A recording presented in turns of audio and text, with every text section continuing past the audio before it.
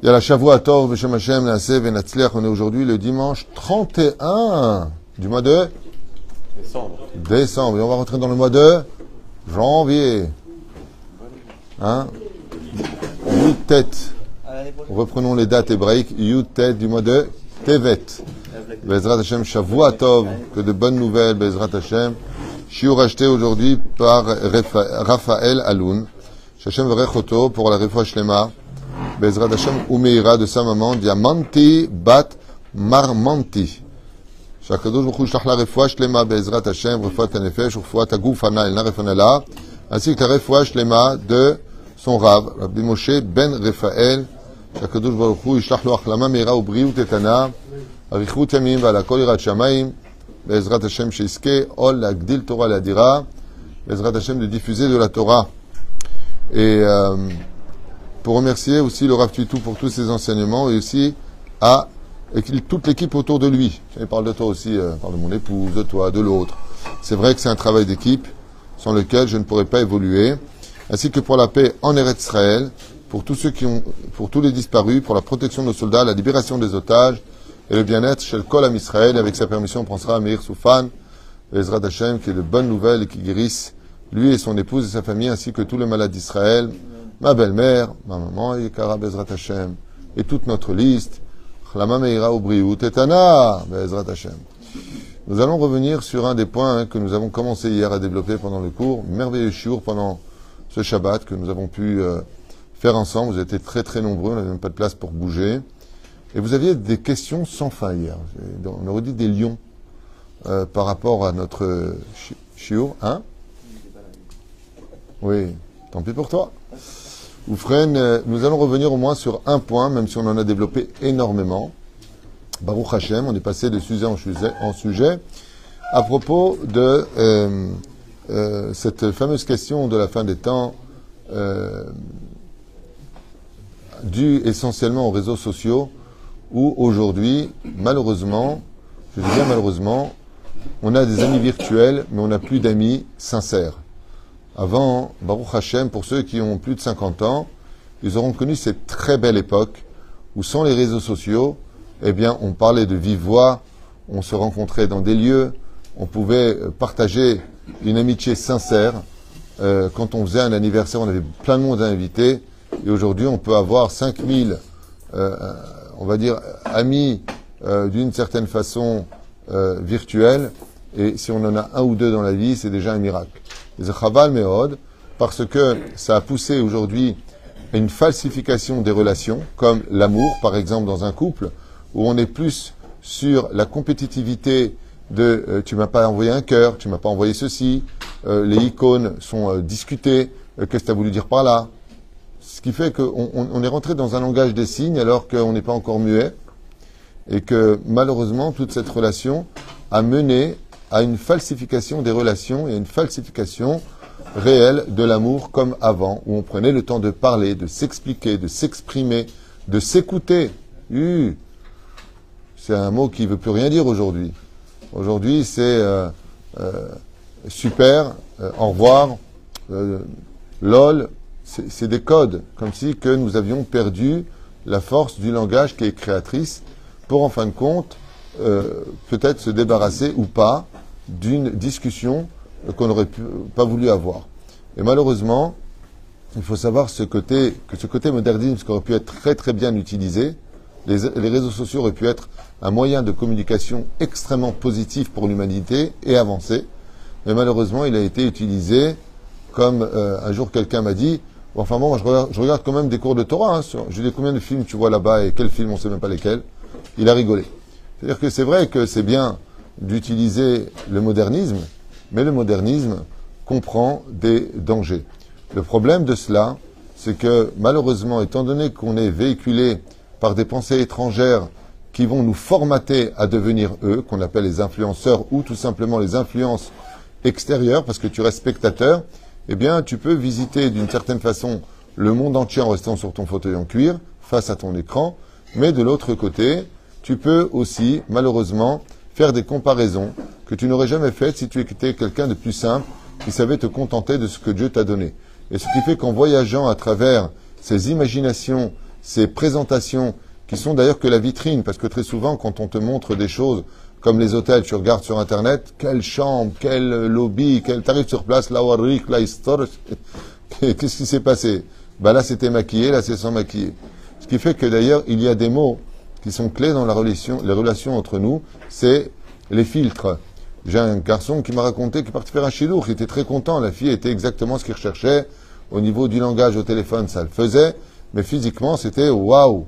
Et quand il a vu, il s'est mis en colère. Il s'est mis en colère. Lama, parce qu'elle a mis 4 filtres. Et que c'est pas qu'elle est pas bien, mais que c'est pas toi. Pourquoi tu mens? Pourquoi tu m'envoies une photo qui n'est pas toi?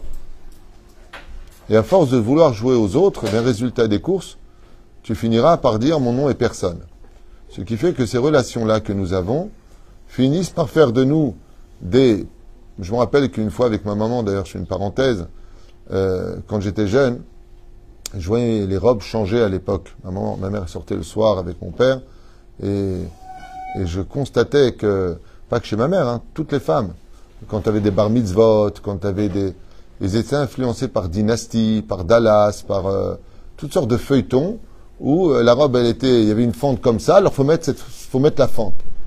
Et à Rabbi, on est juif, on n'a pas besoin de voir comment elle va s'appeler Pamela et comment elle va s'habiller sous Hélène. On s'en fiche. C'est pas notre truc à nous. Mais cette influence de jouer les stars, d'être une star, de se prendre pour une star, ou de donner des noms de stars à nos enfants sous prétexte que ce sont des étoiles, n'oublions pas que chaque juif, c'est un soleil. Il n'a pas besoin de descendre au niveau de l'étoile. Donc on n'a pas besoin de jouer ou d'être influencé par ce genre de choses, car il faut savoir que ça a mené l'humanité, et je le dis à voix haute, même si ça peut choquer certaines personnes, à sa perte. Vous vous rendez compte qu'aujourd'hui, il y a de plus en plus de femmes qui n'arrivent pas à trouver de conjoint, et ils ont fait une étude maintenant en disant, mais en fin de compte, c'est pas plus mal que de vivre seul. C'est faux et archi faux. Il n'est pas bon, si la Torah dit, moi je représente la Torah, donc je reprends les dires de la Torah, il n'est pas bon de l'homme de vivre seul, tu peux pas dire que c'est bon de vivre seul. C'est bon pour certains moments d'avoir ces côtés de solitude pour se retrouver face à soi-même. Mais de dire qu'une vie de solitude est une belle vie, je pense qu'on ne peut pas aller plus loin dans la falsification pédagogique et psychologique dans cette génération. Pourquoi? Parce que ça a fait malheureusement des défaillances. Ces défaillances vont mener malheureusement, une fois de plus, à un degré, l'humanité, à une sensibilité qui est médiatique, mais qui est aussi physique et relationnelle. C'est l'extrême sensibilité. Vous savez que c'est un terme que peu de gens connaissent. L'extrême sensibilité. Vous connaissez ça? L'extrême sensibilité, c'est être tout le temps à fleur de peau. Constamment, hypersensibilité. Donc on appelle ça l'extrême sensibilité. C'est-à-dire que tu ne peux pas parler avec lui. Tu ne peux rien lui dire. Il n'y a que l'image qui est capable de communiquer un passage, un langage avec lui. Parce que si tu es trop doux, eh bien, il te monte dessus. Si tu es trop dur, il se vexe et te ferme la porte au nez pour des fois des mois, voire des années, et ainsi de suite.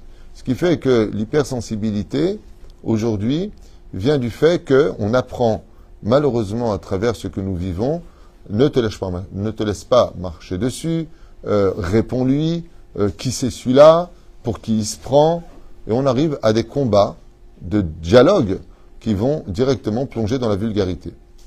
Par contre, si on s'en réfère à la Torah, on va expliquer un petit peu plus les tikkunim de la fin des temps. Comme vous le savez, on en a souvent parlé. Dans Masechet Sota Memtet Amud Bet, là-bas, la Gemara nous dit quelque chose d'effroyable, on a déjà lu ensemble. Oive ish anshe beto. Les pires ennemis de la fin des temps, ceux qui te feront le plus souffrir, seront les gens de ta propre maison. Entre un homme et une femme, entre une femme et un homme, entre les enfants et les parents, entre les parents et les enfants, entre les beaux-parents et les belles-filles, entre les belles-filles et les belles-mères. C'est du non-stop. C'est du non-stop. En tout cas, chez moi, dans mon portable, c'est du non-stop. Je ne sais pas chez vous, mais chez moi, c'est du non-stop. Ça ne veut pas dire que ça va tout le temps mal. Il ne faut pas être non plus... le monde est en train de... Mais enfin bon, je ne suis pas le premier à le dire. Le monde va à sa perte. Pourquoi? Parce qu'on a quitté les valeurs qui faisaient du rang social humain la société. Étant donné qu'on les a quittées, qu'il n'y a plus de respect, chutzpah yizgeh, vous comprenez bien que le relationnel aujourd'hui est défaillible. Pourquoi? Parce que même les parents aujourd'hui n'osent même plus parler à leurs enfants de peur de plus les voir. Attention à ce que tu vas leur dire. Pourquoi? Parce que normalement, quand un père demandait à parler à son fils, c'était un honneur pour le fils. Attention, j'ai rendu mon père, qu'est-ce qu'il va me dire? Aujourd'hui, c'est qu'est-ce qu'il me veut? Celui-là. Celui-là. Vous connaissez ce mot? Celui-là. Papa, s'il te plaît, papa. Ça veut dire que tu te la fermes, reste à ta place. Dans la Torah, c'est considéré comme étant un rachat, celui qui parle comme ça à son père. Parce que c'est comme curieux, les parents, ils ne comprennent rien. Vous savez ça? Les parents, ils ne comprennent rien. Mais quand il y a des problèmes à la banque, papa, tu peux m'aider? Non, je peux pas, je comprends rien. Je sais même pas faire le code de chez moi, tu vois. C'est quand même fou, la vie. Ce qui fait qu'on est face à des tremplins, ou même quand on est des grandes familles, eh bien, on vit des solitudes, où il va falloir, quand tu ouvres la porte de chez toi, marcher sur des œufs. Parce que, attention, si tu dis un mot petit, attention, si tu t'es mêlé d'un truc, ou, attention, si tu as posé une question qu'il fallait pas poser, je comprends pas, fait toujours des problèmes. Non, j'ai été maladroit, pardon, j'ai juste 70 ans, quoi. Je veux dire, il y a des moments dans la vie où on a des faiblesses. Non, t'as pas le droit d'erreur, t'as pas le droit de ceci, t'as pas le droit de cela. Lachen, advarim em kashim meod, contrairement à la Torah, qui, elle, va nous faire comprendre pourquoi le Créateur du monde est si absent aujourd'hui, alors qu'il est tellement présent. Il est vraiment présent. Mais il est présent dans l'absence. D'ailleurs, ça me rappelle une histoire qui s'est passée sur la bordure de Gaza le 7 octobre. Vous avez entendu parler de cette vidéo incroyable, ce témoignage de ce terroriste du Hamas qui a été arrêté. Ils lui ont posé la question, vous êtes passé devant, il y a une yeshiva de 150 élèves sur une des bordures. Vous avez entendu cette histoire? Oui. Exact. Et le Hamas passe devant cette yeshiva et le dirigeant demande de se taire.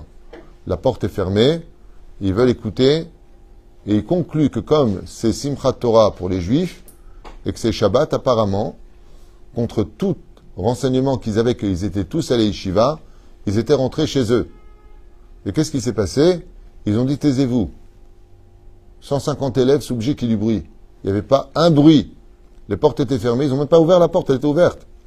Ils ont dit apparemment, la yeshiva fermée, on ne perd pas de temps ici. Alors quand ils sont partis voir les Bachouré Yeshivot, ils ont dit on a passé tout Simchat Torah à danser à la yeshiva. Seulement au moment où ils sont arrivés, Dieu a fait en sorte, devant la yeshiva, ils étaient tous dans la Hamida. Tous les 150 élèves étaient dans la Hamida. Et c'est une yeshiva, donc ils prient longtemps. Ce qui fait que quand ils sont arrivés, taisez-vous, eux, ils disaient, Hachem, Sefatay Tiftach Ufi Agit Teilatecha. Comme ça a témoigné un des chefs terroristes du Hamas sur justement que le Dieu d'Israël le protège dans le silence, alors qu'ils étaient tous à l'intérieur. Vous imaginez le carnage de Bachouri Yeshivot, qui aurait pu avoir dans cette yeshiva un bain de sang qu'on n'aurait jamais oublié dans l'histoire Hachem Ishmael Virachem, tout comme on n'oubliera jamais ce qui s'est passé le 7 octobre. Et de cette façon-là, on voit que très souvent le silence peut sauver la vie. Hier, j'ai raconté une histoire que j'aimerais raconter à nos auditeurs, enfin ceux qui... Comment on les appelle? Pas les auditeurs. Les... Non. Qui c'est qui se les ramenait là? Non. Non. Vous êtes aussi naze que moi en français, je vois. Les internautes. C'est comme ça que ça s'appelle, à mon avis. Ok? Donc j'ai raconté une très belle histoire qui, Bezrat Hashem, mérite notre attention en Russie, où une femme élogieuse mariait un tzaddik et qui malheureusement après plusieurs années a essayé d'avoir des enfants mais sans résultat puisqu'on lui avait annoncé qu'elle était stérile et qu'elle ne pourrait pas avoir d'enfants. Et son mari lui a dit que ce n'était pas grave puisqu'il étudiait la Torah comme c'est marqué dans la paracha de Noach et les Toldot Noach, Noach Ish Tzadik. Que les meilleurs enfants dans la vie d'un homme, celui sur lequel il pourra le plus compter, ce sont les anges qu'il va créer par ses mitzvot et l'étude de la Torah qui sont aussi appelés des enfants. Chaque fois que tu fais une mitzvah, tu crées un ange. Et cet ange, c'est comme ton enfant. Et les Toldot Noach, Noach Ish Tzadik. Voici la descendance de Noach. Dis-moi Shem Sham et Yafet. Non. Ish Tzadik Ayab et Dorotav. Les meilleurs enfants, ceux qui descendront dans la tombe avec toi et te défendront devant le Créateur du monde, ce seront justement tes enfants. Et à propos du silence, il faut savoir que cette femme, cette grande sadika, était une femme qui travaillait ses émotions. Grâce à Dieu, à cette époque, il n'y avait pas tous ces réseaux sociaux maléfiques. Encore une fois, je reconnais que les réseaux sociaux, moi-même mon technicien me met sur les réseaux sociaux. Pourquoi? Pour s'adresser au plus large public. C'est le but, de parler à celui qui veut écouter la Torah et éventuellement la mienne, celle que moi j'apprends et que je transmets. La reine Bezrat Hashem Itbarach, à cette époque-là, comme à l'époque de Dorothée quand on était enfant, pas la rabbinite, elle n'était pas rabbinite, il y avait quelque chose de sage, il y avait de la communication, il y avait du respect, il y avait des hiérarchies qu'on acceptait volontiers, et je rappellerai que c'était une très belle époque. C'était une très belle époque. C'était une époque où on était content de très peu, et c'était une époque où avec peu d'argent tu faisais beaucoup de choses.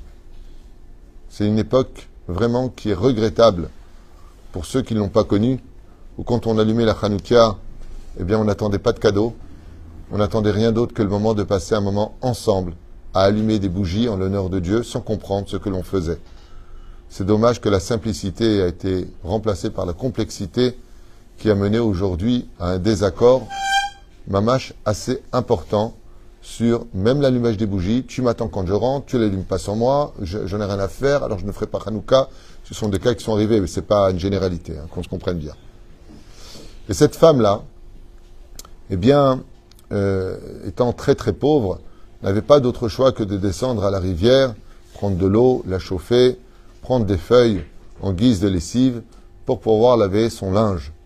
Et alors qu'elle venait fatiguée et au vent de froid de la Russie, eh bien, elle amène son linge, et comme elle en avait beaucoup cette fois-là, elle a pris une corde qu'elle a attachée d'un arbre à un autre arbre pour y pendre son linge. Le linge était blanc, propre, nickel, et il sentait bon. Fière de son travail, elle rentre chez elle, et voilà qu'elle voit arriver par la fenêtre sa voisine, qui est un peu mchenef, un petit peu nerveuse, un petit peu anxieuse, mais surtout nerveuse, et en marchant sans regarder où elle mettait les pieds, fonce dans le drap qui s'enroule autour d'elle, puisqu'elle ne voit pas où elle est. Dans une colère noire, parce qu'elle s'est pris les draps de la voisine dans la tête, au lieu tout simplement de contourner le drap et de continuer son chemin, elle rentre chez elle, prend un couteau et vient vers la corde. Maintenant, je vous rappelle qu'il n'y a que de la boue, de l'eau par terre. Et à ce moment-là, cette femme, cette sadika, qui avait étendu son linge, réfléchit un tout petit instant et elle dit, si je sors dehors en lui hurlant dessus de ne pas couper la corde, parce que simplement elle-même s'est pris la tête dans les draps, eh bien, je risquerais de faire sortir toutes les autres voisines et diront, voilà, les religieux encore ils se disputent. Voilà, et je risque peut-être de l'humilier en public. Qu'est-ce qu'elle fait? Elle se tait et elle regarde la scène où elle va, cette femme très nerveuse, couper la corde et fait tomber à même le sol le linge, tout propre qu'elle venait d'étendre. Une fois partie, elle reprend sa bassine, cette grosse bassine, elle ramasse tout son linge de la boue, elle redescend en bas, et avec ses problèmes de dos et de santé, remonte une fois le linge qui a été bouilli et relavé, elle prend cette corde, elle fait un nœud et elle l'étend dans un endroit où personne ne peut passer, un peu plus loin dans le champ d'à côté, où elle trouve un endroit où pouvoir l'étendre, et elle retourne épuisée chez elle. Vous savez que quand on subit une épreuve difficile, le Talmud nous dit que le fait de raconter son épreuve, c'est déjà 50% de consolation. Seulement quand son mari le soir rentre, elle le voit rentrer épuisé de l'étude de la Torah, puis du travail qu'il faisait à côté, pour aussi aider sa femme à nourrir la famille, et voilà qu'elle décide de ne pas lui raconter. Pourquoi? Pour ne pas lui faire de peine, de peur que son mari soit peiné, et puis de peur aussi de glisser dans du lachon hara. Ouais, de toute façon, cette voisine, il y en a marre, c'est pas la première fois. Donc, elle préfère se taire. Étant le soir de son mikvé, à plus forte raison, eh bien, voilà que quelques instants plus tard, la nuit, on tape à la porte, et en ouvrant la porte, le mari se retrouve face à nez avec la voisine, celle qui avait coupé la corde, et elle lui dit, je vous en supplie, où est votre épouse? Je suis venu vous demander pardon. Il dit, pardon de quoi? Qu'est-ce que vous avez fait à ma femme pour lui demander pardon? Et elle lui explique ce qui s'est passé, qu'elle était énervée, que quand elle a marché, sans regarder où elle mettait les pieds, elle s'est prise dans le drap qu'elle venait d'étendre et qu'elle est partie couper la corde et que tout le linge qui était nombreux est tombé à même le sol et que cette femme a dû retourner pour relaver son linge pendant des heures jusqu'à le pendre ailleurs afin qu'il puisse sécher. Alors le mari lui dit pourquoi vous venez vous excuser si vous l'avez fait, alors soyez sereine avec vous-même. Il dit parce que mon enfant a plus de 41 de fièvre et que le médecin m'a dit que c'était une situation très grave. Je n'ai aucun doute que c'est relié à ce que j'ai fait à cette femme. Et quand elle est rentrée du mikvé, alors le mari lui a posé la question et lui a dit ah ok, elle est partie la voir et lui a dit ne vous inquiétez pas pour votre enfant, moi je ne vous en veux pas et je prierai pour sa guérison. Et ainsi fut fait, l'enfant a guéri, mais cette même lui, par le mérite de son silence et d'avoir supporté quelque chose qui est le contrôle de ses émotions, elle est tombée enceinte cette nuit, alors qu'elle ne pouvait pas avoir d'enfant. Elle a eu un enfant qui va éclairer le monde par sa sagesse, j'ai nommé le Rav Eliashiv. C'est comme ça qu'est né le Rav Eliashiv, de cet extraordinaire silence de prise sur nous, de prendre un peu sur nous. Alors quelqu'un m'a posé la question, pourquoi Béhémet on vit de telles choses de nos jours? La réponse, je l'ai étudiée, mais pas directement. Indirectement, et voici ce que j'en ai conclu. Indirectement. Ça fait 2000 ans que le Créateur du monde, à travers la haine gratuite qui nous a expulsés de notre terre par Titus à l'époque, nous a emmenés à vivre de contrée en contrée, de région en région, et d'être navanades, c'est-à-dire nomades. On était en Espagne, on est parti en Tunisie, de Tunisie on est parti en France, de France ils sont partis au Portugal, les Portugais sont partis au Canada. Les Juifs ont beaucoup de mal à poser leurs valises parce qu'ils n'ont qu'une seule terre et une seule patrie, c'est Israël. Et chaque fois qu'on essaie de créer un Jérusalem en dehors de la terre d'Israël, les événements nous amènent à nous faire comprendre que Jérusalem ne sera jamais remplacé par un autre endroit au monde. Puisse-t-il y avoir autant de Torah qu'à Bnei Brak, rien ne peut de façon géographique remplacer la terre d'Israël. Mais la reine, étant donné que ça fait 2000 ans, que Hachem il attend qu'on fasse Shabbat, qu'on respecte la Nida, qu'on mange strictement kasher, qu'on arrête de parler du mal des uns et des autres, étant donné que on ne l'appelle que quand on a besoin de lui, pour la fin des temps, Akadosh Baruch Hu nous mettra dans les mains un peu son bébé. C'est-à-dire, il serait temps que vous compreniez ce que moi je vis depuis 2000 ans. Cette relation où vous m'appelez, ce que je vous dis c'est du Ben Ishraï, qui dit comme ça, c'est juste la parenthèse que je vais dire que dit le Ben Ishraï, pas le reste, qui dit, on appelle le rabbin pour la Brit Mila, on appelle le rabbin pour un enterrement, on appelle le rabbin pour un pidyon, on appelle le rabbin pour la bar mitzvah, on appelle le rabbin pour un mariage, on appelle le rabbin que quand on a besoin. Il dit, tzrichim, la relation qu'on doit avoir, Veyu kol ma'asecha leshem shamaim. Dieu il t'a donné des yeux. Vous voyez le miracle des yeux? On a vu Lionel, que Dieu le bénisse, il lui donne une bonne vue, qu'il avait un problème de lentilles, les yeux étaient rouges, il n'arrivait pas à voir. C'est là qu'on se rend compte de la valeur des yeux. Les yeux t'ont été donnés pour étudier la Torah. Combien de Torah tu as étudié? La bouche a été donnée pour parler de Torah. Il dit Barta, bam. Combien tu parles de Torah? Le Créateur du monde, il attend de nous des choses. Et étant donné que, mesure pour mesure, l'obatla ne s'annule pas, il est évident que pour la fin des temps, le Créateur du monde nous passe un petit peu chez nous cette relation que nous avons avec lui. Cet enseignement, je l'ai lu au nom de Rabbi Nachman à Emet. C'est une conclusion que j'ai lue de lui dans l'Écoutez Moharan, qui parle de la relation entre un homme et sa femme. Et il dit que sache que la relation que tu as avec ton épouse est très souvent reliée à la relation que toi-même tu as avec ton Créateur. Mais Rabbi Nachman rajoute, avec beaucoup d'élégance, une épouse normale. On parle pas d'une épouse qui serait problématique ou qui aurait une pathologie. On parle d'une épouse normale. Sache que le rythme, très souvent, de ta relation avec les hommes et les uns et les autres, va être aussi relié à la relation que tu as avec Dieu. Parce que plus ta relation avec Dieu est sereine, comme cette femme, la maman du Rav Eliashiv, pourquoi est-ce qu'elle ne lui a pas crié dessus? Parce qu'elle a eu peur de l'humilier. Qui a interdit d'humilier? Le Créateur du monde. Donc elle a dit, regarde, est-ce que je me fais passer avant Dieu ou pas? Et la reine, l'une des raisons pour laquelle notre génération, nous qui sommes tous des réincarnations des générations précédentes, nous subissons ce que nous subissons, et c'est essentiellement relié à la relation que le Créateur du monde, avant de nous envoyer la Géoula, veut aussi que l'on ressente. On se pose la question, mais il est où Dieu? Makorepo, qu'est-ce qui se passe dans ce monde? Tellement de divorces, tellement de mariages aussi, tellement de morts, beaucoup de naissances aussi. Mais il se passe des choses qui sont terribles. Le mal de vivre n'a jamais été aussi grand qu'aujourd'hui. Et d'où est-ce que je le sais? D'un ami qui travaille à la morgue de Paris, qui m'a dit que le taux de suicidés a tout simplement doublé. Ça veut dire qu'il y a une volonté aujourd'hui à Chazve Shalom, clact, il y en a marre, quoi. On ne sait pas exactement où on pose les pieds, l'insécurité, les problèmes financiers, les médias falsifiés. La vie est dure, la vie est devenue très dure.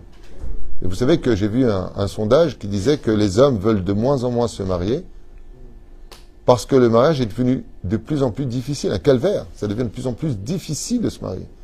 Il faut tout négocier, il faut tout pas... C'est un bras pour se marier. C'est-à-dire quand tu dis à tes parents, je me marie, le mec, il est, au lieu de dire Mazel Tov, il dit punaise, il faut qu'on vende la voiture pour le marier. Ça devient compliqué. Cette même voiture qu'aurait pu emmener ton fils à la synagogue pour se marier va devenir peut-être l'objet de la négociation pour payer le mariage. De quoi est-ce qu'on parle? La situation est dure. Payer un mariage, c'est un bras. Et les fiançailles, le henné, le mariage, Shabbat Ratan, Shabbat Kala, Shabbat Taras. Oh, où est-ce qu'on va? Un mariage, on sait Mazel Tov, c'est une Seouda et un peu de danse. C'est devenu 15 à 20% d'un appartement aujourd'hui de se marier. Et attention, il faut le chanteur, et attention s'il n'y a pas les fleurs, et attention... la vie elle est plus simple que ça, il n'y a pas besoin de tout ça. Il n'y a pas besoin de tout ça, c'est juste 4 heures de restaurant en mariage. Hein. Et pourtant, ça prend des dimensions qui font réfléchir les gens. La reine Bezrat Hashem Itbarach. Si on veut aujourd'hui mettre un terme un petit peu à tout cela et retrouver l'amour du prochain, si on veut réussir Bezrat Hashem à avoir des relations qui soient beaucoup plus saines entre les belles filles et les belles mères, c'est le contrôle de l'émotion. D'arrêter d'être hyper sensible. Elle m'a dit, elle m'a fait, elle m'a parlé, les gens vont mal et automatiquement, on cherche toujours des corbanotes. Et je le sais, je vous saoule avec ça, mais je le dis à voix haute. Je le dis à voix haute, j'ai pas honte, il y a un Sefer Torah derrière moi, même plusieurs, je dis à voix haute. On est dans une génération où il y a de plus en plus de réelles pathologies chez les gens. Ce n'est pas une blague. Je suis dedans depuis plus de 30 ans aujourd'hui. Je m'inquiète beaucoup de la situation. Je vois qu'il y a une patroute. Et qui est, d'après vous, le premier facteur de cette installation des pathologies dans le cœur des gens, d'après vous? Internet. Les réseaux sociaux, aujourd'hui, ont réussi à faire un travail qu'aucune autre génération n'a réussi à faire. Aucune autre. Avec ses filtres, ses exemples, ses imaginations, ses illusions.